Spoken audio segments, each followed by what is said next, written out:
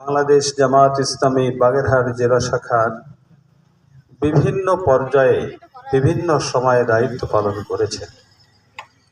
আমি তাকে নায়েবে আমির হিসাবে পেয়েছি, তাকে ভারপ্রাপ্ত সেক্রেটারি হিসাবে পেয়েছি। আর আমি যখন জেলা আমিরের দায়িত্ব পালন করি সেই সময় থেকে দীর্ঘদিন আজকের দিন পর্যন্ত আল্লাহর এই বান্দা সবচেয়ে কঠিন একটা দায়িত্ব পালন করছেন। সে দায়িত্ব হলো অর্থ সম্পাদক, বাইতুল মাল বিভাগের দায়িত্ব। এই দায়িত্বটা সবচেয়ে কঠিন দায়িত্ব না? সবচেয়ে কঠিন দায়িত্ব। জনাব আলহাজ হযরত মাওলানা আবু বকর সিদ্দিক রাহিমাহুল্লাহ হাফিজাহুল্লাহ আমাদের মাঝে উপস্থিত আছেন ফকিরহাট উপজেলা জামায়াত ইসলামী সংগ্রামী সিফা সালার নীরব সংগঠক। আল্লাহ তাআলার দ্বীনের জন্য নিজেকে উৎসর্গকারী এক সিফা সালার জনাব মাওলানা এবিএম তৈয়বুর রহমান উপস্থিত আছেন আমাদের মাঝে। বাংলাদেশ খেলাফত মজলিস, যেটা আল্লামা শাইখুল হাদিস আল্লামা আজিজুল হক সাহেবের প্রতিষ্ঠিত, সেই ইসলামী খেলাফত মজলিসের পিলং ইউনিয়নের সম্মানিত সভাপতি জনাব মাওলানা আব্দুল আজিজ, উপজেলার সেক্রেটারি সহ ইউনিয়নের অন্যান্য নেতৃবৃন্দ, আমার সামনে রোজাদার ইমানদার মুত্তাকি সম্মানিত দ্বীনী ভাইয়েরা, কথার শুরুতে আবারও সালাম, আসসালামু আলাইকুম ওয়া রাহমাতুল্লাহি ওয়া বারাকাতুহু। সবে সাদেক থেকে শুরু করে এই সূর্যাস্তের পূর্ব মুহূর্ত পর্যন্ত যে মাবুদ তার হুকুম পূরণ করার জন্যে পূরণ করায় এই সময় পর্যন্ত আমাদেরকে নিয়ে এসেছেন এবং আমরা ইফতারির অপেক্ষায় আছি, সেই মহান মনিবের দরবারে শুকরিয়া আদায় করি। সবাই বলি আলহামদুলিল্লাহ। আল্লাহ তাআলা তৌফিক দিয়েছেন বলেই এটা সম্ভব হয়েছে, ঠিক কিনা? আল্লাহ তাআলা আমাদেরকে কবুল করেছেন বলেই তার এই মহান হুকুম রোজা আমাদেরকে পালন করার তৌফিক দান করেছেন। এবং এই মুহূর্তটি আল্লাহ রাব্বুল আলামিনের কাছে বড় প্রিয় মুহূর্ত। সবাই বলি সুবহানাল্লাহ। তো এজন্য মুমিন কি সারা দিনের ক্ষুধার ক্লান্তিতে মুখ বেজার হয়ে থাকবে, না খুশি হবে? হাদিসের মধ্যে তো ইমাম সাহেবরা বারবার আপনাদেরকে শোনাচ্ছেন, লিসাইমে ফারহাতান, রোজাদারের দুইটা শান্তি, দুইটা সময় হলো তার প্রশান্তির সময়। একটা হলো ইনদা ফিতরিহি, আর দ্বিতীয়টা হলো ইনদা লিকাই রাব্বিহি। একটা আনন্দের মুহূর্ত হলো ইফতারের টাইম, আর একটা আনন্দের মুহূর্ত হলো এই বান্দারা যেদিন রোজার কারণে রোজার আমলকে আল্লাহ তাআলা কবুল করার মাধ্যমে আল্লাহ রাব্বুল আলামিনের সাথে স্পেশাল সাক্ষাৎ দান করবেন রোজাদারদেরকে, সেই দিন রোজাদারেরা দ্বিতীয় খুশিটা অনুভব করবে। ইমাম সাহেবরা হাদিসে খুতবার মধ্যে এসব কথা আপনাদেরকে শুনেছেন না? তো ইফতারের পূর্ব মুহূর্তে একেবারে এরকম জড়সড় হয়ে যেতে হবে কেন? একটু হাস্যার ভাব এটা মুমিনের মধ্যে থাকতে হবে কিনা? এই জন্য খুশির সময়, এই খুশি রোজার পরিসমাপ্তির খুশি নয়। এই খুশিটা কিসের খুশি, এইটা আমাদেরকে উপলব্ধি করতে হবে। ইফতারি ওই যে ওখানে যায় জোগাড় করতেছে, আর ঘড়ি দেখতেছি আর কয় মিনিট পরে খাতেই পারবো, এই খুশি? তাহলে খুশিটা কিসের? ইনদা ফিতরিহি, ইফতারির সময়ের খুশি। কিসের খুশি? খুশি হলো সেইটা যে মাবুদ আমাকে যে হুকুম দিয়েছিলেন সুবহ সাদেক থেকে সূর্যাস্ত পর্যন্ত তুমি কোনো খাদ্য পানীয় গ্রহণ করতে পারবে না, তোমার সেক্সুয়াল টেন্ডেন্সি তুমি পূরণ করতে পারবে না। আল্লাহ তাআলা বৈধ কাজকে এই সময়ের মধ্যে অবৈধ ঘোষণা করে দিলেন। মাবুদের মেহেরবানি, আমি সেই হুকুমটাকে পরিপূর্ণরূপে পালন করে এই 10 মিনিট আর বাকি আছে, এই পর্যন্ত আমি নিয়ে আসতে পেরেছি। মাবুদ তুমি আমার পরে কত বড় মেহেরবানি করেছো, এটা চিন্তা করে একটু খুশি হয়ে যেতে হবে না? মুমিনের হৃদয়ের মধ্যে এই খুশিটা উত্তাপ ছড়াবে, আর সেই উত্তাপের কারণে দুনিয়ার সকল বাতিল পরাভূত হয়ে ওই উত্তাপের কাছে নির্বাপিত হয়ে আল্লাহ রাব্বুল আলামিনের দ্বীনের বিজয় ছিনিয়ে আনবে। কিন্তু আজকে আমরা কেন যেন ছাপার অক্ষরে ইবাদত করি, তাই না? ছাপার অক্ষরে ইবাদত বোঝেন? মানে আমার এক ছাত্র বলতেছে, আমার প্রতিদিন নামাজ পড়তে গেলাম, তা সে ইমাম সাহেব ছাপার অক্ষরে নামাজ পড়ে। আমি ছাপার অক্ষরে নামাজ কেমন? কয় যে 3.5 মিনিটই 4 রাকাত আসরের নামাজ পড়িয়ে ফেললো। এলো ছাপার অক্ষরের নামাজ। তো আমাদের ইবাদতের ভিতরকার সাইডটাকে আমরা কোনোদিন গুরুত্ব দেই না। মসজিদে ঢুকি কি বলে, আসলে ওই যে মানে জাহাঙ্গীর বলেছে, তারপরে আমাদের খেলাফত মজলিসের আমাদের স্নেহধন্য আব্দুল আজিজ ভাই বলেছেন যে আসলে এলেম না জানার কারণে কোনো কিছুতে মজা নাই। আল্লাহুম্মা আফতাহ লি আবওয়াবা রাহমাতিক, মসজিদে ডান পা দিয়ে ঢোকার সময় দোয়াটা যখন পড়ি, তখন আপনার আমার হৃদয়টা প্রশস্ত হয়ে যেতে হবে। আমি আমার মনিবের কাছে তার রহমতের দরজা খোলার জন্য আবেদন করেছি। দুনিয়ায় রহমতের যত দরজা আছে আমার জন্য আমার মনিবটা খুলে দিয়েছেন। তো অর্থ না বুঝলে এটা দোয়া, তাই না? এই জন্য দোয়া বুঝে, দোয়ার মর্ম অনুভব করে দোয়া পড়ার মধ্যে একটা আলাদা মজা আছে। এই জন্য কি সবাই ক্লান্ত শ্রান্ত নাকি? আমি তো ক্লান্ত হইনি এখনো, চেহারায় যদিও ক্লান্তির ছাপ পরিলক্ষিত হচ্ছে, কিন্তু তারপরেও আশা করি ইনশাআল্লাহ আল্লাহ যদি তৌফিক দান করেন, এখান থেকে 30 কিলোমিটার মোটরসাইকেল চালিয়ে যে সালাতুত তারাবি আদায় করবো ইনশাআল্লাহ। মানসিক শক্তি থাকলে দৈহিক শক্তি 3 গুণ বেড়ে যায়। আর মোমেন তো কখনো বেজার হতে পারে না, পারে? কখনো বেজার হতে পারে না, সে সব সময় খুশির মধ্যে থাকবে। প্রিয় ভাইরা, আমি আমার কথা দীর্ঘায়িত করা যাচ্ছে না, কারণ হলো ইফতারির পূর্ব মুহূর্ত দোয়া কবুলের সময়। এই সময় দীর্ঘ বক্তব্য এটা বেমানান বলে আমি মনে করি। এজন্য আমরা দোয়া করব।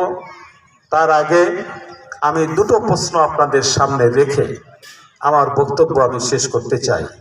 জাহাঙ্গীর বলেছে, স্নেহধন্য সাবেক ছাত্র নেতা, আমাদের কলিজার টুকরা, এই অঞ্চলের কৃতি সন্তান, সে বলেছে আপনাদের সামনে যে এই রোজা, এই রমজান মাসের সব কিছু মূল্য একটা কারণে, তা হলো এটা কোরআন নাজিলের মাস, ঠিক কিনা?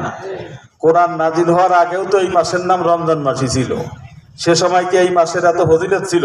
একটা ফরজ আদায় করলে 70টা সওয়াব দেওয়ার কথা আছে কোথাও? তা কিন্তু নাই। আর অন্যান্য নবীদের পরেও রোজা ফরজ ছিল, তার সংখ্যার পার্থক্য আছে, মাসেরও পার্থক্য আছে। মুসা আলাইহিস সালামের পরে কতদিনের রোজা ফরজ ছিল? ওলামায়ে কেরাম আছেন 40 দিন রোজা, তা মুহররম মাসে, মুহররম আর সফর জড়ায়, তাই না? 40 দিন রোজা ফরজ ছিল। তো এই রমজান মাসের মূল্য বাড়ছে কোরআনের কারণে। তো কোরআনকে মূল্যায়ন না করলে রমজানের বাস্তবতা উপলব্ধি করা সম্ভব হবে? তা কিন্তু সম্ভব নয়। আজকে আমাদের দশা হয়েছে বর ছাড়া বরযাত্রী যাওয়া। তার মানে 200 লোক শীতলমারি মেয়ে ঠিক করছেন, স্যার বিয়ে দিতে যাবেন, এখন ছেলে যাবে না, আপনারা লোক 200 গেলেন, আপ্যায়নটা কেমন হবে? তাহলে কোরআনকে যদি আমরা আল্লাহর বিধান, কোরআনের কারণে এই মাসের মর্যাদা যদি বেড়ে যায়, তাহলে কোরআনকে বাদ দিয়ে রোজার ফজিলত খোঁজার কোনো সুযোগ। সম্মানিত হাজিরিন, সেই জন্য দেখেন আল্লাহর নবী কত চমৎকার কথা। রোজার মাস আসার সাথে সাথে রাসূল সাল্লাল্লাহু আলাইহি ওয়াসাল্লামের 3টা আমলের মধ্যে ইজাফা হতো। বুখারীর ব্যাখ্যায় আসছে যে 3টা আমল আল্লাহর নবী, এই 3টা আমল এত বেশি বেশি করতেন যে দুনিয়ার অনেক কাজ কাম আর তিনি করতেই পারতেন না। তার মধ্যে 1 নম্বর কাজ হলো তেলাওয়াতে কোরআন। সুবহানাল্লাহ বলবো না? এবং সে তেলাওয়াত কেমন? আল্লাহর নবী তেলাওয়াত করবেন আর সেই তেলাওয়াত শুনবেন হযরত জিবরাইল আলাইহিস সালাম। সুবহানাল্লাহ বলবো না? আল্লাহর নবীর কোন জায়গা ভুল হয় কিনা? এক হাফেজ পড়ে আর এক হাফেজ শোনে না?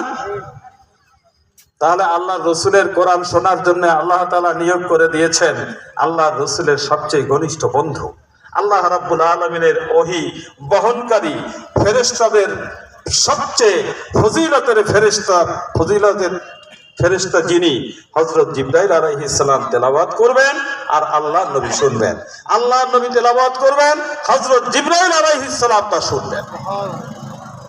কোরআন তেলাওয়াতের জন্য আল্লাহর হাবিব পাগল হয়ে যেতেন। অনেক কথা মনে পড়ে যায়। ইমাম আহমদ ইবনে হাম্বল রাহমাতুল্লাহ আলাইহি তিনি রমজান মাসে ৬০ বার কোরআন খতম করতেন। ইমাম আবু হানিফা রাহমাতুল্লাহ আলাইহির জীবনীতে পাওয়া যায় তিনি ৪০ বার খতম করতেন আল্লাহর কোরআনকে। তাদের চেয়ে কি আমরা খুব ব্যস্ত মানুষ? আজকে কত রোজা? 10 রোজা। এই সফর বিভিন্ন ইউনিয়নে করতে করতে আমারও তো 10 পারা পুরো হয়নি। এক পারা না হলে তো মানে 30 দিনে খতম হচ্ছে না। মানে কাজের ঠেলায়, পরীক্ষার ঝামেলায় পড়ার কোনো সময় নেই। ব্যাপারটা সেরকম হয়ে গেছে কিনা আমাদের। দ্বিতীয় আল্লাহ রসুলের যে অভ্যাসটা দাঁড়াতো, সে অভ্যাস হলো অকাতরে দান, যা আসবে সঙ্গে সঙ্গে তা দান করে দেওয়া। 3 নম্বর হলো রাতের বেশিরভাগ সময় সিজদায় কাটিয়ে দেওয়া। আজকে এই অভ্যাস কি আমাদের তৈরি হয়েছে? তা তৈরি হয়নি। আমি দুটো হাদিস পড়েছি। রাসূল সাল্লাল্লাহু আলাইহি ওয়াসাল্লাম বলেছেন, মান সামা রমাদানা ঈমানান ওয়া ইহতিসাবান গুফিরা লাহু মা তাকাদ্দামা মিন যামবি। যে ঈমান আর ইহতিসাবের সাথে রোজা পালন করবে, আল্লাহ তাআলা তার পূর্বের সব গুনাহ খাতা মাফ করে দেবেন। সুবহানাল্লাহ আর আমিন বলা বড় সহজ, কিন্তু হাদিসটা আগে বুঝতে হবে। ওলামায়ে কেরাম এখানে অনেকেই আছেন, ঈমান ওয়া ইহতিসাবান, ঈমানের সাথে রোজা রাখা হচ্ছে, তো ঈমানের সাথে আবার ইহতিসাব যোগ করা হলো কেন? ইহতিসাব অর্থ কি? হিসাব নিকাশ, হিসাব নিকাশ, তাই না? খালি রোজা রাখলে হবে না, হিসাব নিকাশ করে রোজা রাখতে হবে। সে মাল হিসাব, সেই হিসাব নিকাশটা কি তা কোনো আলেমরা ব্যাখ্যা করে না। অনেক ওলামায়ে কেরাম এ বিষয়ে ব্যাখ্যা করেন না। আমার কাছে আজকে মানে উদীয়মান আলেম যারা আমাদের স্নেহের ছাত্র বয়সের, তাদের কাছে নতুন করে প্রশ্ন জাগতে পারে। আসলে কথা তো ঠিকই, মানসামা ঈমানান ওয়া ইহতিসাবান, যে ঈমান আর হিসাব নিকাশ করে রোজা রাখবে, কিন্তু হিসাব নিকাশ কিসের? সুনির্দিষ্ট কোনো বিষয় ছাড়া হিসাব করা যায়? তা তো আর যায় না। হিসাব নিকাশ করে যে ব্যক্তি রোজা রাখবে ঈমানের হালাতে, ঈমান তো আমাদের আছেই, ঠিক কিনা? ঈমান আছে না আমাদের সবার? কিন্তু হিসাব নিকাশ কয়জনের আছে? হাত তুলতে বললি হাত কি সব জাগবে? আমার নিজেরও তো হিসাব নিকাশ নাই। এই হিসাব নিকাশ কি, এইটা উপলব্ধি করি না বলেই রোজা যাওয়ার সাথে সাথে বিভিন্ন মসজিদে আজান দেওয়ার মুয়াজ্জিনও খুঁজে পাওয়া যায় না। বাংলাদেশে বহু মসজিদ আছে, ভরপুর তারাবি চলে, ঈদের চাঁদ দেখার পরে ঈশার নামাজে একজন মুসল্লি তালাশ করে পাওয়া যায় না। মুয়াজ্জিন গেছে বাড়ি, ইমাম গেছে শ্বশুর বাড়ি, মসজিদ একজন আদনা মুসল্লি এসে খুলে কোন রকম তাকবীর দিয়ে নামাজ পড়ে বাড়ি চলে গেছে। এরকম মসজিদ আছে কিনা? সংখ্যায় এখন কমে গেছে, আরো 40 বছর আগে আরো বেশি ছিল। এখন মানুষ সচেতন হয়েছে, তো এর নাম হলো হিসাব কিতাব। আপনাকে হিসাব করতে হবে, আমি কি খেয়ে রোজা রাখলাম, এই রিজিকটা আমি আয় করেছি কোন পথে, কার ঘেরের মাছ, কার ক্ষেত দখল করে মাছ মেরে এনে এরপরে চিংড়ি মাছ ভুনো করে সুন্দরভাবে সেহরি খাচ্ছি। ইফতারির সময় আবার তেহারি নানান পদের 14 প্রকারের আইটেম না হলে তৃপ্তির সাথে ইফতার হচ্ছে না, কিন্তু ওই 14 রকমের ইফতার আমার হালাল কি হারাম, এইসব হিসাব কিতাব জীবনের সাথে না করে আপনি যদি শুধু রোজাই থাকেন, আল্লাহ রাব্বুল আলামিনের হাবিব পরবর্তী হাদিসে ঘোষণা করে দিয়েছেন। সে হাদিসটা আমি পড়েছি, মাল্লাম ইয়াদা কাওলা যুরি ওয়াল আমালা বিহি, যে ব্যক্তি শরীয়ত বিরোধী কথা আর কাজকে পরিত্যাগ করলো না, ফালাইসা লিল্লাহি হাজা আইয়াদা তাআমাহু ওয়া শারাবা, ওই ব্যক্তির দিনের বেলায় না খেয়ে তাইয়ে খাদ্য পানীয় এগুলো বাদ দেওয়ার কোনো দরকার আল্লাহ তাআলার নাই। কষ্ট হলো, না খেয়েও থাকলাম, কাম হলো না কিচ্ছু, তো বোকামি হয়ে যাবে কিনা? প্রিয় ভাইয়েরা, তারপরেও আমরা আশাহত নই, কারণ আমরা কার উম্মত? কার উম্মত? যার উম্মত হওয়ার জন্য নবীরা পর্যন্ত আকাঙ্ক্ষা ব্যক্ত করেছেন। 1500 বছর পূর্বে নবী চলে গিয়েছেন, নবীর নুরানি চেহারা আমরা দেখি নাই। নবীর নুরানি চেহারা যারা দেখেছে ওই সাহাবীদেরকে আমরা দেখতে পাইনি। সাহাবীদের সোহবত যারা পেয়েছেন তাবিঈদেরকে আমরা দেখতে পাইনি। ১৫০০ বছর পরে এসে পৈতৃক সূত্রে মায়ের মুখে শুনেছি কালেমায়ে তৈয়্যিবা, মক্তবে যে উস্তাদের মুখে শুনেছি কালেমায়ে শাহাদাত, এবং একটু বয়স হলে মাদ্রাসায় যে উস্তাদের কাছে দ্বীন শিখেছি। রব্বুল আলামিন আমাদের ঈমানটা দীর্ঘ সময় যাওয়ার পরেও দুর্বল তো একটু হতেই পারে, তারপরেও তুমি এত রাগ হও কেন? আল্লাহর কাছে এই কথা দাবি করতে পারি না? মাহবুব ১৫০০ বছর পরেও না খেয়ে তো আছি এই বয়সে, এরপরেও পিপাসার্থ ক্ষুধার্ত অবস্থায় এই বিলজঙ্গ পর্যন্ত চিতলমারি থেকে বাগেরহাট ঘুরে মোটরসাইকেল চালাই আইছি, এরপরেও টুকটাক গুলজি রুটি ধরিয়া তুমি জাহান্নামে মশিউর রহমানকে ফেলাই দেবা তো দাও। যদি এই আবেগটা মাহবুদের কাছে ছুড়ে দিতে পারি, মাহবুদ কি এত বড় নির্দয় যে আমাকে জাহান্নামে ফেলে দেবে? আল্লাহ তাআলা আমার এই হৃদয়ের অনুভূতিকে বিচার করে সিদ্ধান্ত দেবেন যে আমার মশিউর রহমানকে তাড়াতাড়ি রাইয়ান নামক দরজা দিয়ে জান্নাতের মধ্যে ঢুকাই দে। পারেন আল্লাহ তাআলা? প্রিয় হাজিরিন, আমার সর্বশেষ যে কথাটি আমি আপনাদের সামনে বলতে চাই, সে কথাটি হলো আজকে আমাদের এই ইবাদতের বৈপরীত্য কেন? আল্লাহ রসুলের, আল্লাহ রাব্বুল আলামিনের কোরআনের একটা কথা, ওয়ামান ইয়াবতাগি গায়রাল ইসলামি দীনান ফালান ইউকবালা মিনহু ওয়া হুয়া ফিল আখিরাতি মিনাল খাসিরিন। কোরআনের জীবন বিধান বাদ দিয়ে মানব রচিত জীবন বিধানকে যে ব্যক্তি খোঁজ করবে, আল্লাহ রাব্বুল আলামিন তার জীবনের সকল আমলকে বাতিল করে দেবে। আমার কথা না আল্লাহর কথা? তাহা মারিয়ে 100 ব্যাগ সিমেন্ট কিনে দাও এই মসজিদে, আর সবের আশা করো, বেঈমান হয়ে যাবা। সিমেন্ট কিনে তো মসজিদ বানায়, এতে আমরা ফতুয়া কিছু দিচ্ছি না, কিন্তু তুমি যদি সবের আশা করো তাহলে তুমি ঈমান বাতিল হয়ে যাবে, সব পাবা না, আল্লাহর দুনিয়ার টাকায় উপকার হবে, কিন্তু তুমি সওয়াবের আশা করলেই বেঈমান হয়ে যাবা, নতুন করে আবার কলেমা পড়ে মুসলমান হওয়া লাগবে। আমি আজকে এই বিলজঙ্গের মাঠে ফতুয়া দিয়ে গেলাম। আসুন সব পর্যায়ে আমরা আল্লাহর বিধানকে অগ্রাধিকার দেই, হিসাব নিকাশ করে রোজা রাখি, যে আমি এত সুন্দর খানা দিয়ে রোজা রাখি, আমার প্রতিবেশী কি খেয়ে রোজা রাখে দেখি, আমি একটু খবর নিয়ে আসি, এর নাম হিসাব নিকাশ। চোখ দুটোকে হেফাজত করি, কান দুটোকে হেফাজত করি, মোবাইলে একটু কম ঠেলি। যুবকরা সব রোজা, কিন্তু সব রোজা ঢুকছে যে টাচ ফোনের মধ্যে, ঠিক কিনা? রোজা হচ্ছে যে তারা এইগুলোকে পরিহার করতে পারলো না, ওদের না খেয়ে থাকার কোনো দরকার আল্লাহ তাআলার নাই। আমার পরে রাগ হয়ে কেউ রোজা ছাড়িয়ে দেবেন না, খবরদার, তাহলে কিন্তু আমি গুনাহগার হয়ে যাব। আমি কিন্তু আশার দিকও আপনাদের সামনে বলেছি যে আল্লাহ প্রযুক্তির যুগ, নষ্ট ঠেয়াতে পারি রে, মাফ করো। পারে না আল্লাহ মাফ করে দিতে? অবশ্যই পারে। আসুন সর্বাবস্থা আল্লাহর দ্বীনের পক্ষে থাকি, ইবাদত বন্দেগী কে বুঝে এর অনুভূতি পোষণ করে ইবাদত করার চেষ্টা করি।